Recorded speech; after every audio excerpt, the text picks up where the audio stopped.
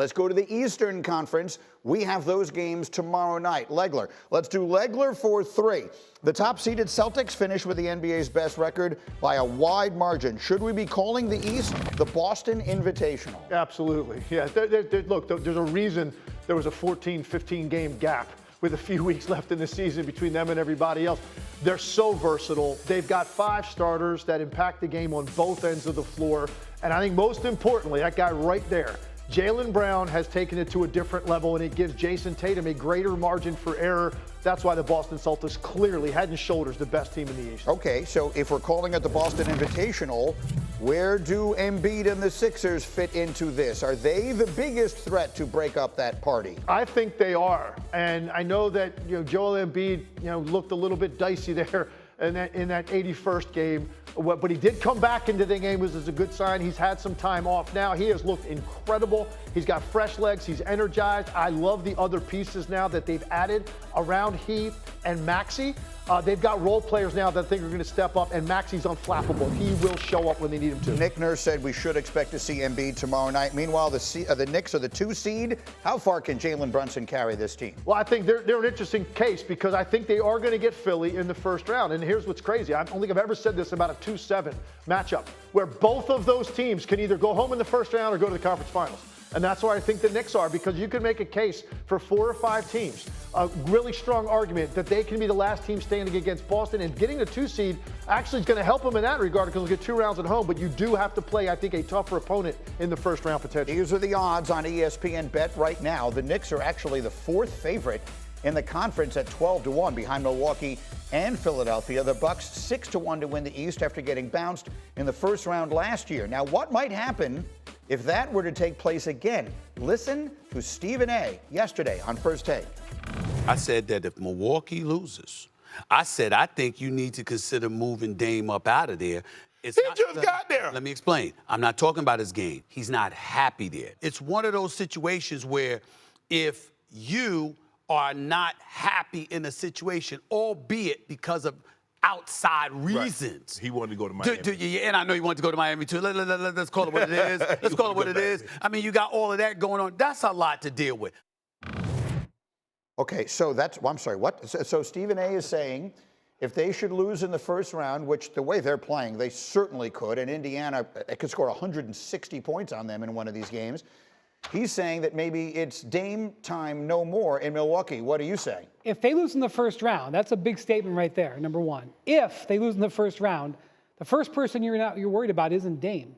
It's Giannis. You want to make sure Giannis is still committed. And also, when you talk about this first round, you got to worry about where Giannis's calf is, if he's going to be 100%. But if they go down in the first round again, they have that disappointment back-to-back years, I'm not sure where Giannis is going to be. But no matter what happens, this is a flawed roster. They clearly did not, the panacea that they thought Dame Lillard was going to be wasn't the case. They're going to have to make changes one way or another, and they basically mortgaged their entire draft in the future. So they're going to have to get creative, and I do think it's possible that Dame could be looked at. But you got to make sure Giannis is committed to it first. Well, that's obviously fascinating and would become overwhelmingly the biggest story of the offseason if it becomes a story. But let's live in the world before we get there. Giannis, when last seen hobbling off that court, the calf, we don't really know where that is. Do you expect them to beat Indiana in the first round? With a fully healthy Giannis, Indiana has a good chance of winning that series. With a limited Giannis, I think it's likely they beat the Milwaukee Bucks. First of all, people haven't watched a ton of Indiana since they got all that hype in the in-season tournament. Indiana's a good team. They're a very difficult team to defend. And now they've got a much larger sample size with Pascal Siakam playing with Tyrese Halliburton. This is a team that is very dangerous, and one of the things the Bucks struggle with, because they play 2 bigger guys most of the time, they really struggle getting back and guarding this team in transition, and the pace with Indiana is everything.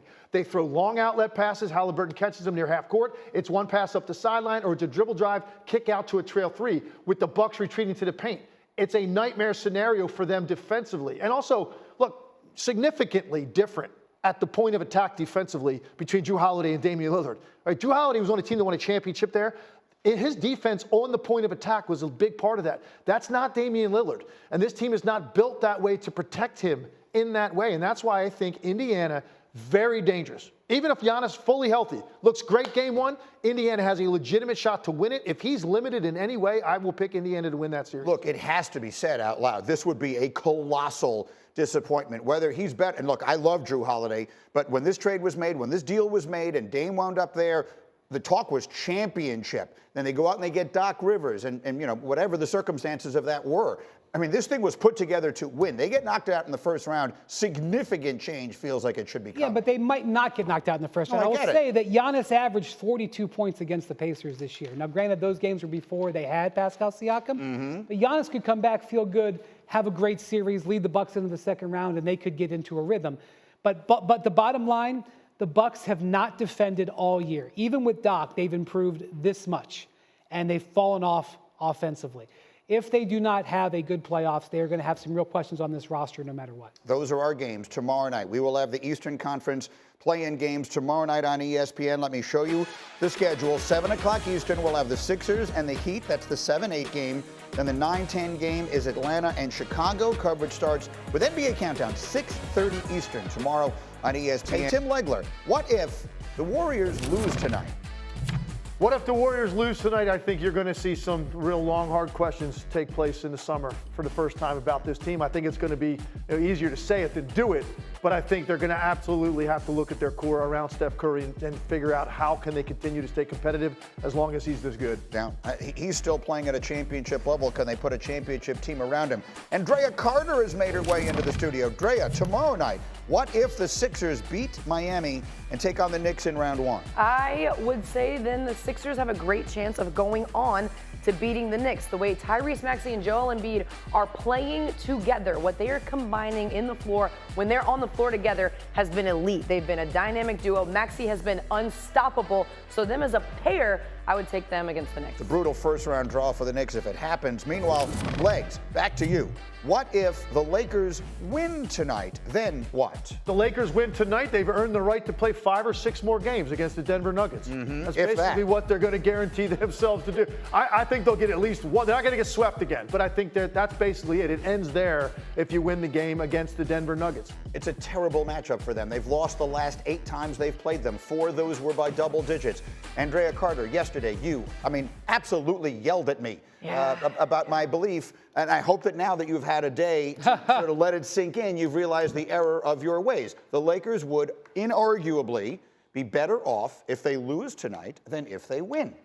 Nothing good comes from ducking smoke, Greeny. Nothing good comes from trying to dodge an opponent. You put yourself in the mindset that you're not talented enough to beat that team. I don't like it. And then you've got to play Sacramento or the Warriors, and you only have one chance to beat those teams, 2 teams that have also beaten you. I would rather take a series, even if it's against the Denver Nuggets, the reigning champions, who I know the Lakers haven't won since 2022 against this franchise, but I would take a 7-game series with LeBron over 1 game coming off of ducking smoke. Okay, you get some rest.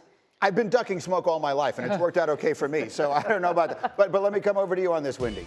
There isn't any reasonable possibility they're going to do that, no, right? I mean, the Lakers are going to go out there and they're going to play to win tonight in New Orleans. Right, and Anthony Davis is dealing with a bit of a back injury. He's questionable. I mean, I expect him to play, but, if he doesn't play well, they could lose this game, and it wouldn't be the end of the world. That said, Andrea mentioned rest. I think rest is a very important thing when it comes to the Lakers because LeBron and that foot, AD and all of his maladies, and if you win tonight, you get 3 days off before game 1, and then the first round is way expanded.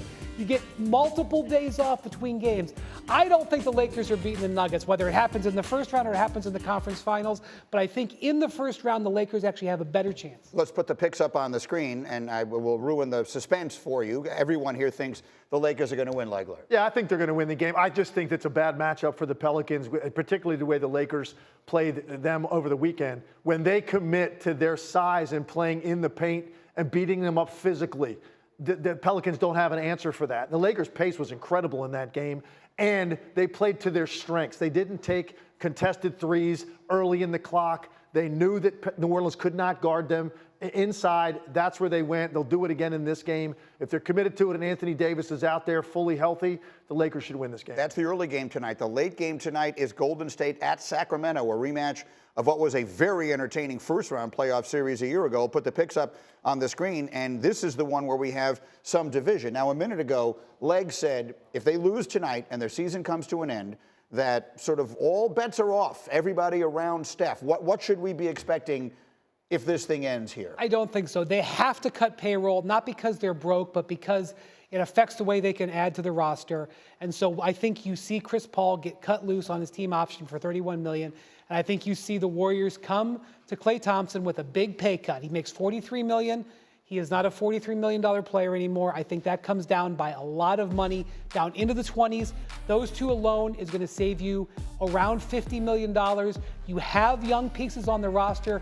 You have some draft picks going forward that you can maneuver with and improve around the edges. This is not a blow-up situation. This team was 27-12 down the stretch. They deserve at least one more chance, especially because they've got young players that are getting better. Meantime, Drea, you do think their season ends tonight. Why? Why does Sacramento beat them?